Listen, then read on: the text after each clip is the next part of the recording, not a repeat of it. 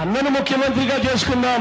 అన్న ముఖ్యమంత్రి అయిన తర్వాత మన పిల్లలను ఇంజనీర్లుగాను, డాక్టర్లుగాను, కలెక్టర్ వంటి పెద్ద పెద్ద చదువులు అన్న ఎన్ని. నాన్న ఇదిగో నీ ఓటర్ కార్డ్, పద ఓటేసొద్దాం. నీకు ఇంకా టైం ఉంది లేరా.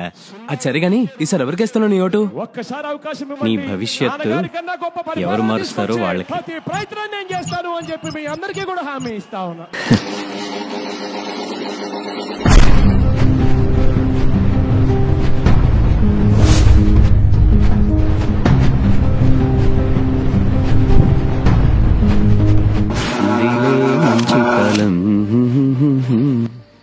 ఏంటమ్మా ఫ్యాన్ ఆపేసావు?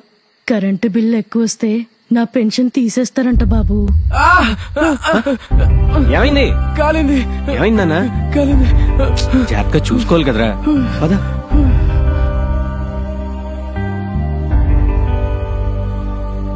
నాన్న నా ఈసారి ఓటు పెన్షన్ ఎవరికేసావు? పోయింది బాబు, నా ఎవరికి భవిష్యత్తు చెప్పాలి? గురించి ఆలోచించి వేసానన్నావు కదా, బాకీ ఉంది. బాగా కనిపించిందా? నాన్న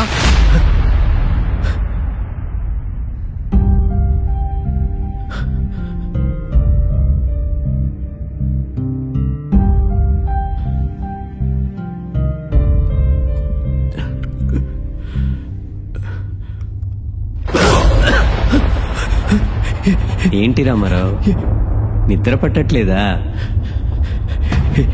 ఎవరు నువ్వు? ఇంకా గుర్తుపట్టలే? నేనయ్యా, నీ అంతరాత్మ. ఎందుకు వచ్చావు? మరి నీలాగా తప్పు చేసి మౌనంగా ఉండలేను కదా, అందుకే. నేనేం తప్పు చేశాను? నేనేం తప్పు చేయలేదు. అబ్బచ్చా, నువ్వేం చేయలేదా? నీ ఒక్కడి ఓటు వల్ల లక్షలాది జీవితాలు రోడ్డున పడ్డాయి. నా ఒక్క ఓటు వల్ల అలా ఏం జరగదు.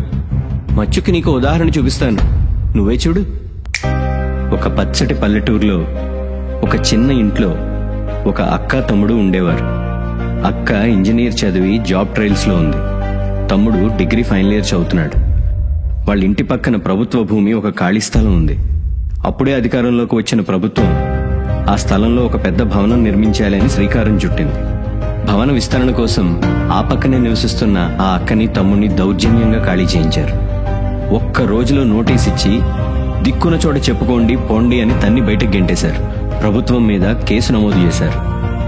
దాంతో అక్కడి ప్రభుత్వ లోకల్ లీడర్స్ అక్కని బెదిరించడానికి డిగ్రీ చదువుతున్న తమ్ముడిని కిడ్నాప్ చేసి చెరుకు తోటలోకి తీసుకెళ్లి నిర్దాక్షిణ్యంగా అమానుషంగా తగలబెట్టారు. నీ కొడుక్కి చిన్న గాయమైతేనే అంత తలడిల్లిపోయావే, అలాంటిది నీ కొడుకీడు కుర్రాన్ని బతికుండంగా తగిలెట్టేశారు. మాట్లాడితే నా కొడుకు భవిష్యత్తు నా కొడుకు భవిష్యత్తు అంటావు కదా, అది ఎలా ఉంటుందో చూస్తావా? మనం నివసిస్తున్న స్ట్రీట్ లోనే 10 మంది నిరుద్యోగులు ఉన్నారు. మన గ్రామాన్ని తీసుకుంటే 100లో నిరుద్యోగులు ఉన్నారు. అదే జిల్లా వారీగా తీసుకుంటే కొన్ని వేలలో నిరుద్యోగులు ఉన్నారు.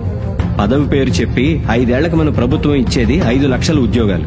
అవి కూడా అరాకొరా చదువు తగ్గ అర్హత లేనివి.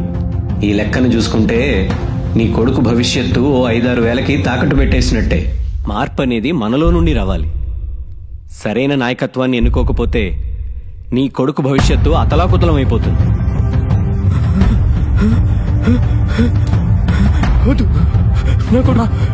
భవిష్యత్తు నాన్న ఏమైంది? ఎక్కలేదు కదా.